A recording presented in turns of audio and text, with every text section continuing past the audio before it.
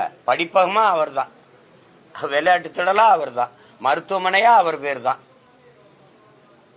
இதெல்லாம் யாரு காசுல கட்டப்படுதுன்னு பாருங்க. பேருந்து நிலையமா அவர் பேர் தான் வைப்பீங்க, பன்னாட்டு மையமா அவர் பேரை தான் சொல்லுவீங்க. ஆசிரியருக்கு சம்பளம் கொடுக்க காசு கிடையாது, பழைய ஓய்வூதிய திட்டத்தை கொடுக்க முடியாதுன்றீங்க. பலாயிரக்கணக்கான ஆசிரியர்கள் பயிற்சி தேர்வு எழுதி தேர்வு எழுதி வெற்றி பெற்றுட்டு பணி நியமனத்துக்கு காத்திருக்கான். பகுதி நேர ஆசிரியருக்கு ஊதியம் கொடுக்க காசு இல்ல. கேட்டா நீங்க சொல்றீங்க பணம் பத்தலன்றீங்க. இப்ப இதுக்கு இங்க இருந்து வருது காசு? உங்க அப்பா பேரை வைங்க, நாங்க வேணாம்னு சொல்லி. இப்ப எங்க அப்பனுக்கு சமாதி நான் கட்டியிருக்கேன். உங்க அப்பாவுக்கு சமாதி யார் கட்டினது? யார் காசு? அந்த 250 கோடி யாரு காசு? எங்க ஆத்தால அப்பன் காசு எடுத்து உங்க அப்பா பேர்ல கட்டுறதுக்கு நீங்க யாரு சொல்லுங்க? உங்க குடும்ப சொத்தாது எல்லாம். காவிரி நதிநீர் உரிமை பறி போனது யாரால? கச்சத்தீவு பறி கொடுக்கும் போது, பறித்து எடுத்து இந்திரா காந்தி கொடுக்கும் போது இங்க அதிகாரத்தில் இருந்த பெருந்தகை யாரு? இந்த ஸ்டெர்லைட் அணு உலை மாதிரி நச்சு ஆலைகள், டால்மியா சிமெண்ட் மாதிரி, இந்த மீத்தேன் ஈத்தேன் இந்த மாதிரி இந்த நிலத்தை வளத்தை நஞ்சாக்குற அந்த நாசகார திட்டங்கள் வரும்போதெல்லாம் அதிகாரத்தில் இருந்தது யாரு? கேட்கறதுக்கு பதில் சொல்லுங்க. யாரு? இத்தனை மாநில உரிமையும் பறி போகும்போது, கல்வி பொதுப்பட்டியலுக்கு போகும்போது பார்த்துட்டு இருந்தது யாரு? மருத்துவம், ஒரே நாடு, ஒரே ரேஷன் கார்டு, ஒரே தேர்வு, ஒரே வரியெல்லாம் பார்த்துக்கிட்டு இருக்கிறது யாரு? இது ஒரே நாடா இல்ல பல நாடுகளின் ஐக்கியமா? சொல்லுங்க, நீங்க சொல்லுங்க. India that is Bharat shall be an union of states. அதான அரசியலமைப்பு சொல்லுது. ஆல் இந்தியா ரேடியோ தானே. துரோகம், துரோகம், திட்டமிட்ட வஞ்சகம், சூழ்ச்சி, துரோகம். சாதி வாரி கணக்கெடுப்பு எடுக்க துப்பு இருந்துச்சா உங்களுக்கு? துணிவு இருந்துச்சா? சமூக நீதி ஏன் பேசுறீங்க? சமூக நீதி பேச தகுதி, அருகதை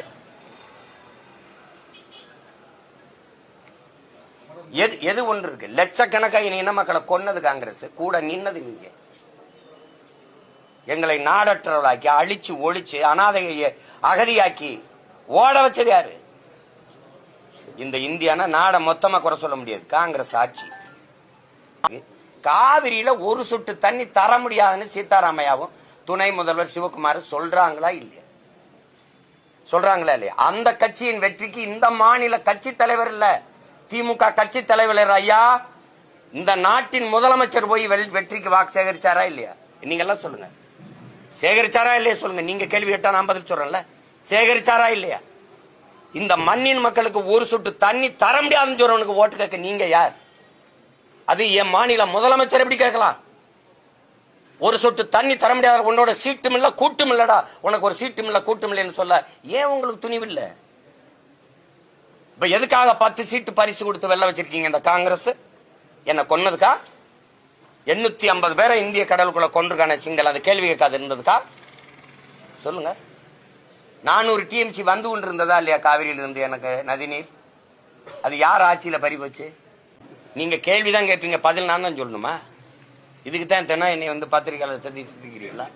நான் கேள்வி கேட்டாலும் நீங்க சொல்லணும். இது விலங்கலை. இது சும்மா ஏதாவது சொல்றது. எங்க அப்பா பேரை வைக்காம யாரு பேரை வைக்கிறது அப்படின்னா? நவீன தமிழகத்தை உருவாக்கிய சிற்பி அப்படின்னு. என்ன சிற்பி? குடிச்சிட்டு குப்பரை வந்து கிடக்குறான அந்த சிற்பியா? மக்களை பத்தி சிந்திச்சவர் எப்படிங்க டாஸ்மார்க் திறந்தாரு, மதுக்கடையை திறந்தாரு, அப்புறம் மூடணுங்கிறீங்க, மறுபடியும் திறந்தீங்க. ஒரு மாவட்ட ஆட்சியர் சேலத்துல விற்பனை டாஸ்மார்க் சரக்கு விற்பனை மேலாளர்களை கூப்பிட்டு ஏன் வியாபாரம் குறைஞ்சிருச்சு, சரக்கு விற்பனை குறைஞ்சிருச்சுன்னு உட்கார்ந்து விவாதிக்கிறார். அரசு பள்ளியில சேர்ற மாணவர்கள், படிக்க வர மாணவர்களின் எண்ணிக்கை ஏன் குறைஞ்சது, தேர்ச்சி விழுக்காடு ஏன் குறைஞ்சது அப்படி என்னைக்காவது விவாதிச்சிருக்கீங்களா? நீங்க மக்களை பற்றி சிந்திக்கிறீங்க, நாங்க நம்பிடணும். 60 ஆண்டு 75 ஆண்டு கால கட்சி, 60 ஆண்டு கால ஆட்சிக்கு பிறகு 1000 ரூபாய் எங்க ஆத்தால கொடுத்துக்கிட்டு இருக்கீங்க. ஒரு நாளைக்கு 30 ரூபா காசு. படிக்க போற என் தங்கச்சிக்கு 1000, என் தம்பிகளுக்கு தமிழ் மகன் புரட்சி பெண் விருதுக்கு இந்த காசுக்கு பேரு புரட்சியா? 1000 ரூபாய்க்கு என் தங்கச்சி கையெழுந்துறது வறட்சியா? டாஸ்மார்க் சரக்கை கூடுதலா விற்பனை செய்ய இந்த தீபாவளிக்கு அதிகப்படியான கூடுதலா ஒவ்வொரு கடையிலையும் விரிவாக்கம் செஞ்சல இல்லையா? அதை மட்டும் சொல்லுங்க. 3100 கடைக்கு மேல எக்ஸ்ட்ரா டோர் கூடுதலா கதை வச்சு உண்மையே சொல்லுங்க. ஒத்துக்கிறீங்களா? மக்களை பற்றி சிந்திக்கிறீங்க நீங்க. என்ன இஸ்லாமிய சிறை கைதிகளை விடுதலை செய்ய எனக்கு வாக்கு தாருங்கள்னு ஐயா ஸ்டாலின் கேட்டாரா இல்லையா? செஞ்சிருக்காரா? பழனி பாபான்னு ஒரு புரட்சியாளர் இருந்தான்ல, அவனுக்கு வணக்கம்னு அவன் நினைவு தினத்துக்கு பூ வைக்க முடியுமா உங்களால? சரி, பூ வைக்கிறது மரபில்லை இஸ்லாத்துல. வணக்கம் அப்படின்னா போடுவில்ல? ஏன் கேளுங்க, ஏன் என்ன கேளுங்க சொல்லுங்க. மானமுள்ள ஒரு தமிழன் திமுகவுக்கு ஓட்டு போடுவானான்னு கேட்டான். ஏன் கேட்டான்னு கேளுங்க, அதை கேட்கணும்ல. ஏன்னா அவன் மானம் உள்ளவன். புரிஞ்சிச்சா? இப்ப நாங்க ஏன் எதிர்த்து போராடுறோம்னா ஒழிக்கணும்டான்னா மானம் உள்ளவன். சாப்பாட்டுல உப்பு இருக்கு, உரப்பு இருக்கு, அதனால வீரம் இருக்கு. எங்க பிறப்புலே வீரம் இருக்கு. எங்க ஆளு சொல்லி கொடுத்துருப்பான், அஞ்சுவதும் அடிமணிவதும் தமிழன் பரம்பரைக்கே கிடையாதுறாங்க. ஒண்ணு பயத்தை கைவிடு, இல்ல இது சில பைத்தியங்களின் புலம்பல். தம்பி, நீங்க இங்க பாருங்க, நீங்க கேள்வி கேட்டீங்களா, என்னையே பாருங்க. உங்கள் மூலமா உலகம் முழுமைக்கும் இருக்கிற என் உறவுகளுக்கு இந்த மாதிரி விமர்சனம் பேச்சு இந்த வியாடை வாய்களுக்கு சொல்றது, என்னை தலைவனாக தேர்வு செய்கிற, என்னை நேசிக்கிற, என்னை பின்தொடர்கிற, எனக்கு வாக்கு செலுத்துகிற என் மக்கள் யாருன்னு பாருங்க. பொழுதுபோக்கு தளத்தில் தலைவர்களை தேடியவர்கள் அல்ல, என்னை விரும்புகிற மக்கள். போராட்ட களத்தில் தலைவனை தேடுகிற மக்கள் தான் என்னை பின்தொடர்வார்கள். விளங்கிறதா? காத்தடிக்கிற திசையெல்லாம் பறக்கிற பதர்கள் எனக்கு வாக்கு செலுத்த மாட்டாங்க. புயலே அடிச்சாலும் நகராத அதே இடத்துல இருக்க தூய நெல்மணிகள் எதுவோ அவங்கதான் எனக்கு வாக்கு செலுத்துவாங்க.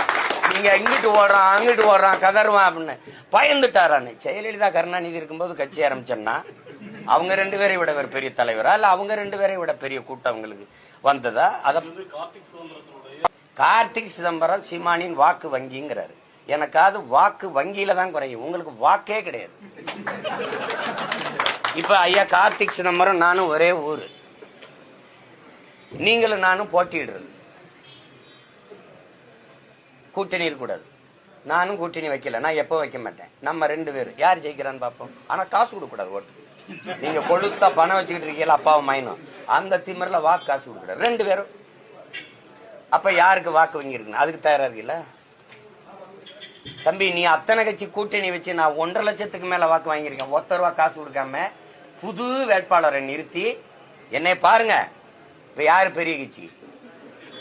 ஒரு சரியா ஓராண்டுதான் இருக்கு தம்பி, சரியா ஓராண்டுதான் இருக்கு, 26க்கு தேர்தல் முடிஞ்ச வாக்கு எண்ணும் போது நான் எவ்வளவு தூரம் ஏறி வந்திருக்கேங்கிறத, எவ்வளவு தூரம் தொட்டிருக்கேங்கிறத பார்க்க போறீங்க. ஒருத்தனோட உறுப்பினர் அட்டையை போடு. நீ நல்ல மானஸ்தனா இருந்தா, உண்மையான நீங்க நேர்மையாளரா இருந்தா, என் கட்சியிலிருந்து இந்த நாம் தமிழர் கட்சி உறுப்பினர் அட்டை கட்டுறா. எடுத்தவனே சும்மா சொல்லி ஏங்க, எவனையாவது 4 பேரை உங்க கட்சிக்காரன் உட்கார வச்சுட்டு நாம் தமிழர்ல இருந்து வந்தாங்க, அதுல இருந்து வந்தாங்க அப்படின்னா எப்படி? இப்ப என் கட்சியில அந்த கட்சியில இருந்து எத்தனை ஆயிரக்கணக்கா நான் சேர்க்கட்டா? எனக்கு அந்த பழக்கம் இல்லை, சொல்ற செய்தி இல்லை சேர்றவங்களை. இல்லைன்னா மற்ற கட்சியில இருந்து சேர்றவங்க எல்லாம் இந்த கட்சியில இருந்து சேர்ந்தாங்க செய்தி போடணுமா? தொடக்கத்திலிருந்தே நாங்க அதை செய்யறது இல்லை. என் கட்சியில இருக்க எல்லாரும் ஒரு கட்சியில் இருக்க குடும்பத்தில் பிள்ளைகள் தான். உங்களுக்கு விளங்குதுன்னு நினைக்கிறேன். இவங்க அப்பா ஒரு கட்சியில் இருப்பாரு, இவங்க அப்பா ஒரு கட்சியில் இருந்திருப்பாரு, இவங்க அப்பா ஒரு கட்சியில் இருந்திருப்பாரு. ஆனா நாங்கெல்லாம் ஒண்ணு சேர்ந்திருக்கோம் பாருங்க. அதனால இதெல்லாம் சும்மா வெட்டி பேச்சு பேசணும்.